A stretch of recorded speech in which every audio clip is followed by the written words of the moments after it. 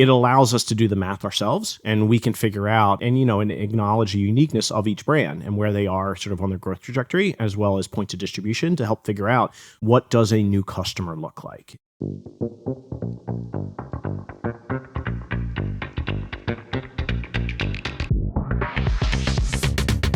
Welcome back to the Commerce Collective, a podcast brought to you by Flywheel. You're listening to This Month Above the Fold, a monthly series on the Commerce Collective feed where Patrick Miller, co-founder of Flywheel, covers the most important e-commerce topics each month, and this is your January 2025 recap episode. I'm Emma Irwin, brand marketing manager at Flywheel and the host of this podcast. We've got a lot to cover today, so let's get right into it. Patrick, welcome back. How have you been? You went to CES and then next week you're headed to Coffee and Commerce. There's lots going on. You're looking swell today. Let's see. It's January. Thus far, I've had COVID, a cold, and now I'm getting over the flu. So jam-packed sickness thus far, but January is almost over. And so I'm getting it all out of the way early. Apologize in advance for coughing and hacking. Beautiful. A great start to the episode. But I mean, we have lots of cool announcements from the month of January to talk through. So that's something positive. It's the only reason I got out of bed was to nerd out on what's happening with e-commerce. Yes, that's what motivates us all every day, isn't it? Okay. Absolutely. Today, we are talking about our first to market agreement with Amazon to extend the AMC purchase data lookback window to 5 years, the launch of Amazon Ads retail ad services, and then we will touch on the buzz and hype of AI agents prompted by conversations around OpenAI's Operator and DeepSeek. So, number one, first up, the AMC 5-year lookback window. Tell me a little bit about how this agreement came to be. We were allowed this access to this data. How did we get here? What prompted Amazon to work with us? I mean, we're charming. And we've been, as well as a lot of other folks in the community, have been, pushing Amazon to help better understand the look-back window. And 12 and a half months was a great start. Works really well for certain CPG items. But, if you're selling apparel, if you're selling something like a mattress or a consumer electronics device, 12 and a half months isn't enough. And so they then agreed to, help us access stores data and then be able to look at a 5-year look back, which then includes the COVID spike to see sort of, hey, what happens? And so this came into, I guess, end of last year, came to agreement with them, and then we were able to then have some time to go back and forth, do a bunch of QA, with their team, figure it out, and then be able to then announce it at CES. Got it. And you said stores data, and then I've in the press release, we would call it purchase data, but what data is that specifically? Is that vendor central sales? Help me out. Okay. So it is not ads data. It is vendor central data on a manufacturer view, no 3P data. So it is, so it's actually kind of a tiny table relative. And so you're looking at sort of, if I'm a brand and the cohort of ASINs I have, within that vendor central account that are associated with the ads accounts and within AMC, it then allows us to look back. So you don't have the ads data, but you're able to see sort of, okay, within your cohort of ASINs, sort of what are people coming into and buying, how are they repeating, and looking in at that, over a much longer period of time than you could with just 12 and a half months. Gotcha. And I feel like I haven't touched Vendor Central in a long time, but I feel like I could go back 2 or 3 years in the data. And I'm assuming each year brands download their sales data from Vendor Central, right? What is the unlock here in terms of this being able or being within AMC? Does that just make it easier to look at? No, the biggie is that it allows us to then look at the idea of a customer ID and the relative value of that customer ID over time. So it's not just in aggregate, hey, how many widgets did I sell? But it's, hey, Patrick bought a widget 4 years ago. How many more widgets did Patrick buy? And how did Patrick then explore the rest of the catalog and then buy across those? And so it allows a much better, and also then, hey, Patrick stopped buying. Why did he stop buying? And so it's a much more comprehensive look as far as, those purchasing power and, across, those 5 years. And so what it allows us to do is start looking at things like the relative value of those acquisitions. And then we can then compare it to, our CACs. And so we can say, so one of the things we've seen is just how profound the shift was during COVID. And so even though things have moderated, of those customers that we acquired them back in COVID have continued to outperform the cohorts in the subsequent 4 years. We can then look at things like tentpole events, and we can compare things like New Year, New You, to Prime Day, or Turkey Infinity, and we can see relative to each brand, how are they doing, on each of those tentpole events. And so unsurprising, we've been able to see for a long time that tentpole events you tend to be more promotional, and so so a little bit more churny. But depending on the brand, we can see variance in performance. And so like if we looked at like one Nutwell brand where the New Year, New You way overperformed Prime Day, or Turkey 5. And so they were able to actually hang on to those customers. So it's worth doing those promotional activities. And so it allows us to create sort of a real-time P&L down to the CID level. And then sort of future state, and sort of the magic of this is then sort of the seed for the audience to then create, new ways of pulling people in, which is something you can't do anywhere else. Understood. Something that came to my mind in all of this is, like, we talk about new to brand a lot, right? And I believe we define it kind of as someone who hasn't purchased from your brand within the last year. And that would make sense because, like, that ties kind of to the look back that we had. With a longer look back, does that mean that the definition of like what we universally define as a new to brand customer is going to change? Like, what if I purchased 5 years ago, but then I skipped 3 years and came back? At what point am I actually new to brand? Great question. And so is the construct of the existing language appropriate for a longer look back, I think is what you're saying. No, it's not. And so it allows us to, and quite frankly, they're not new to brand. A lot of them are channel shifting, especially if you're an enterprise brand, but like that's a separate debate. And so it allows us to do the math ourselves, and we can figure out and acknowledge the uniqueness of each brand and where they are sort of on their growth trajectory, as well as points of distribution to help figure out what does a new customer look like, and within this ecosystem, within this channel, and then track that over time. And so you can actually kind of throw out that construct and recreate one of sort of, because you can then do the math any way that you want. So I think it's much more powerful, but it is, ultimately, the thing that we care about is sort of, hey, is it a net new customer within this class of trade? And then what does that customer then do over time? And how much does it cost to, sort of continue to have a relationship with that customer? Got it. And you covered a lot of what does the next thing look like, but I'm kind of curious, what is your take that we're going to, as the next move, like get an even longer look back window, or we are more likely to get some of those media or ad data to actually also join in? I would think more additional data, additional insights, and to be able to tie it. I don't think we really need more than 5 years. I mean, maybe, I don't know, but ultimately it's like, CIDs and ASINs or SKUs are, the atomic bits that we use to build everything. And so everything that we have in Flywheel Commerce Cloud is built bottoms up, with those things as sort of the atomic particles.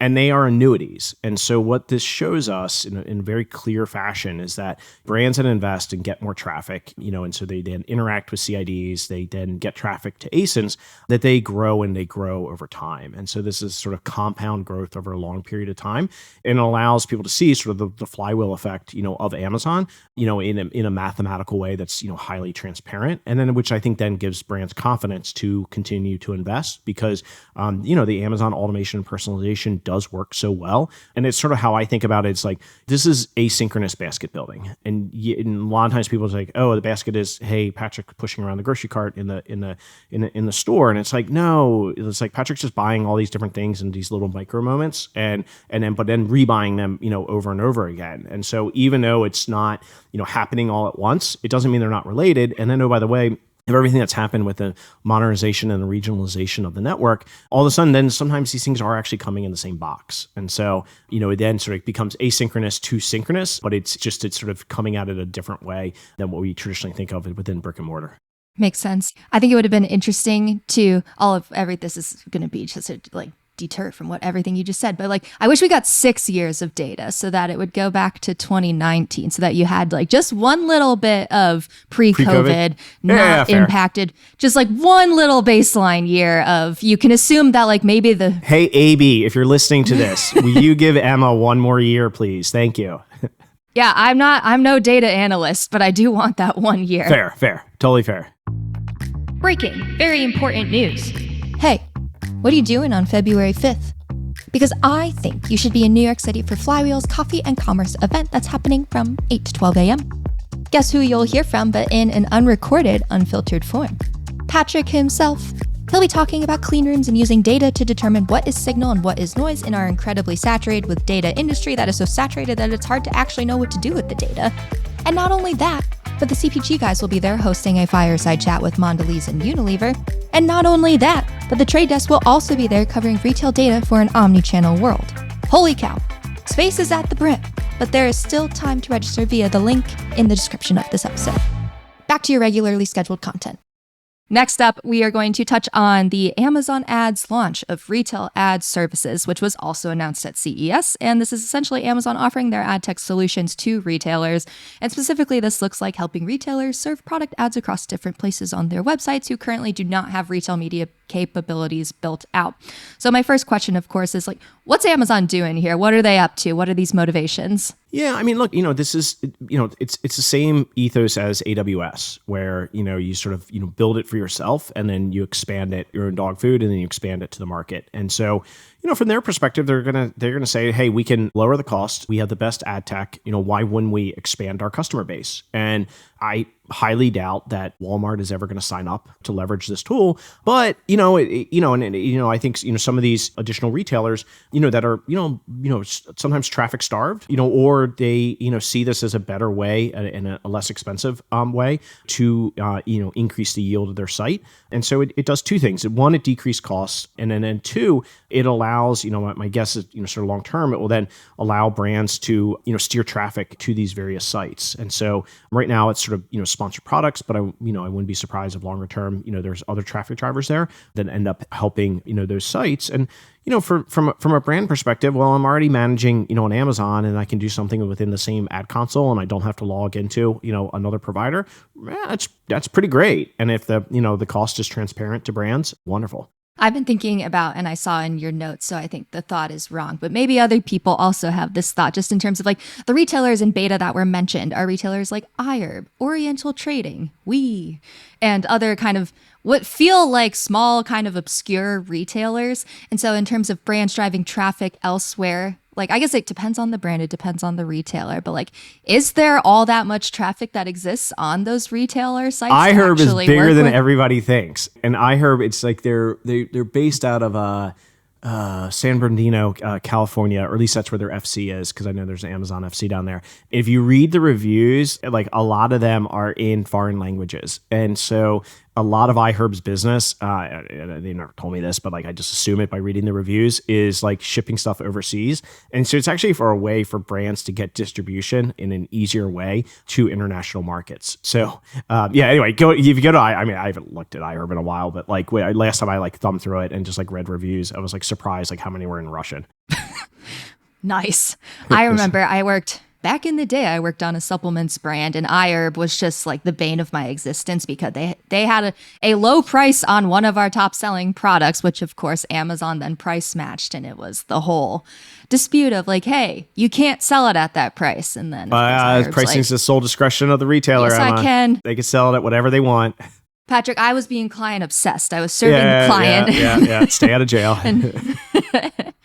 Okay. I think, is there anything else on that one? That kind of covered most of my questions. Yeah, I mean, to me, it's a little bit of wait and see. I mean, it creates a tension in the market. To me, Amazon's very good at decreasing price and then passing that back on to the customer. And so, in this case, this is other retailers. However, there's a long list of, retailers that previously partnered with Amazon and that didn't go well. See Target, see Toys R Us, rest in peace. And so my guess is most retailers are not going to be super interested here. If, you start seeing some of these smaller ones get traction, we'll see what happens. And, and I think this is also, as Amazon increasingly thinks about the ads business as, very separate from the retail business, that this thing could get legs eventually, but, a little bit of wait and see. All right. Last up, the past 2 weeks have been buzzing with talks about AI agents and how these could just brutally disrupt retail media and commerce as we know it, especially in the context of like consumers adopting an AI agent to do what is likely kind of their basic everyday CPG shopping for them. And so for all of our listeners, I've been assigned working on a publicly facing, more formalized written POV on this, so that is coming. But what is your hot take here in terms of all of this buzz? Like, what is real? What is not real? What's the take? I don't have any hot takes. Look, it's transformational what's happening, and it's enjoyable just to watch, how quickly everything's moving and what are the various layers of the stack, how are people creating value, what are the training sets, et cetera. For my own personal use, I use ChatGPT almost every day. But when I use it, it's increasingly it's doing things that like just save me time. And so like, as when I was heading out to CS and I was meeting with some companies that I didn't really know.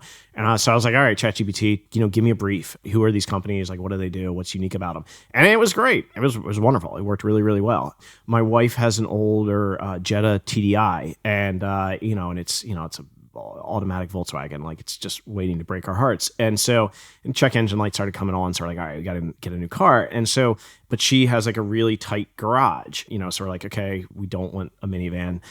We will stick with the station wagon. And, there aren't that many of them. And so, but it's like, hey, ChatGPT, give me a list of all the station wagons that are made in the, that you can access in the US and what are the dimensions. And so it could spit out a table like that. It's not something Google can do especially well. And so I can then look and be like, oh, okay, hey, this is the narrowest one that's going to fit in her garage. That's a great use case, for an LLM.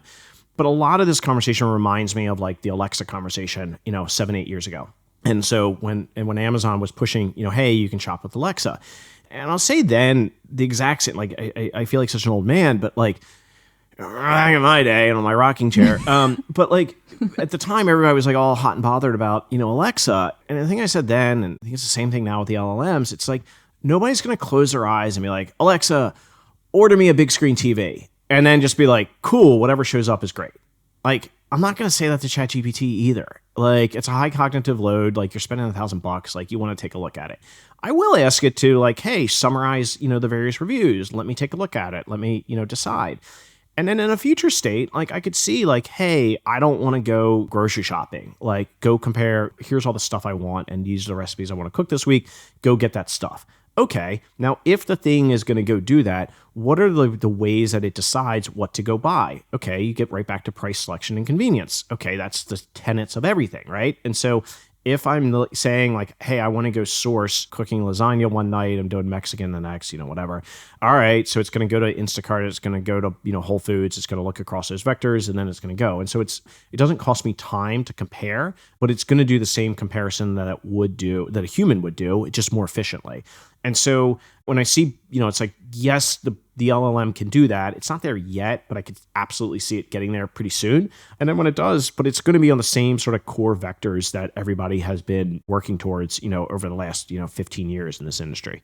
Gotcha. I'm thinking about, okay, so let's say you're using it for that use case. But then when you have it kind of do those things for you, you're then not spending the time on the retailer sites yourself. You're not interacting with, whether you want to or not, any kind of ads you see along the journey. Like, I'm thinking about the take I saw on LinkedIn was that it's going to blow everything up because you're not interacting with retail media anymore. What does retail media do?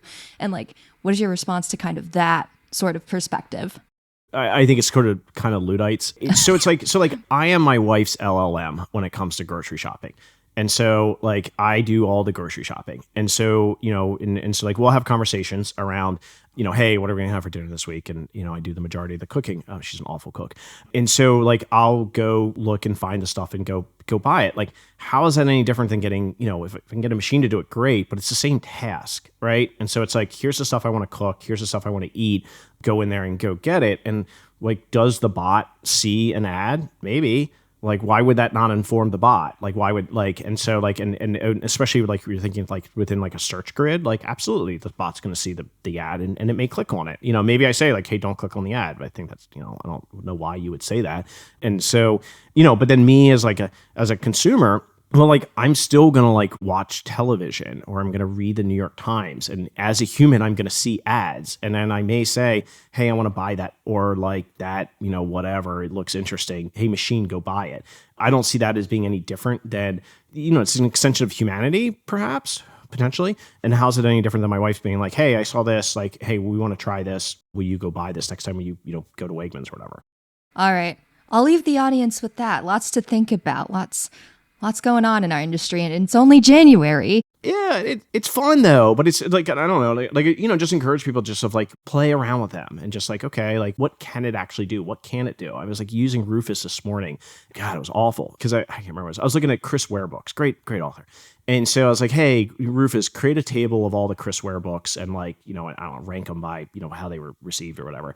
And, can't do a table. And so it's just like, come on. Like, and so it was just, and then it gave me a prompt. It was like, it gave me like an auto suggest prompt and underneath of it. And I was like, all right, fine, I'll click on that. And I clicked on it. And then it said like it couldn't do it. And I'm like, you just gave me the auto prompt and then you can't even do it. So I'm like, all right, whatever. I'll just go back to ChatGPT. So, anyway, there's a lot of work to be done.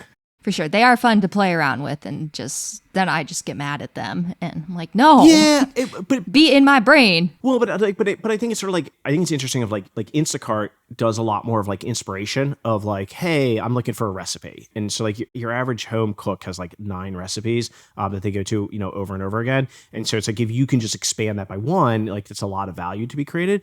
And quite frankly, like, your palate just gets bored. And so like, I like that of just like, how do I go? But like, I sort of hate CPG recipes. So I'm like, cause like, you look at like a CPG recipe, it's like add mayonnaise to like the pasta and like, that's it. Like, it's like, it's just like whatever the thing that they're selling. Yeah. Well, but what I think is interesting is like, so Instacart's then partnering with the New York Times, and you can open up the New York Times app, and then you can like add the stuff, and you can say, hey, I want to go buy it. And then it just automatically adds to your Instacart. It's the best execution of recipes I've ever seen.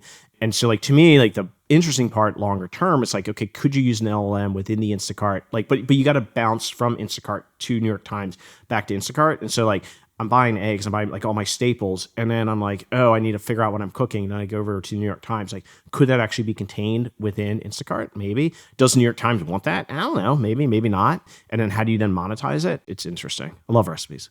I hate recipe sites. Yeah, they're awful. They're horrible. But I'm on a mission to cook more and like try out more things. Therefore, I'm using more recipes and seeing a lot of dang ads that I don't want to see. Pay for the New York Times. It's worth it. My boyfriend has it, so I think I will just hop on the login. It's a great, like, you just don't get bombarded. Like, I just hate, there's nothing worse than like, hey, like, what temperature does like pork need to get to? And then you're just like, love of God, you hit like this like MFA site and you just like scroll for 20 minutes to find like one number. And like, that's the sort of stuff where like LLMs, thank God they're just going to kill those sites. Like, those things just should not exist, and can't wait. Yeah, and once you find it, it then like bumps you back up to some different part where they're telling their life story and about their relationship to pasta. They're not. They're all fake. I hate them. All I hate right. those sites. Thank you so much for your time, as always, and we'll catch you next month. Great to see you. And that's it for this month's e-commerce news. I'm Emma Irwin, and we'll see you next time.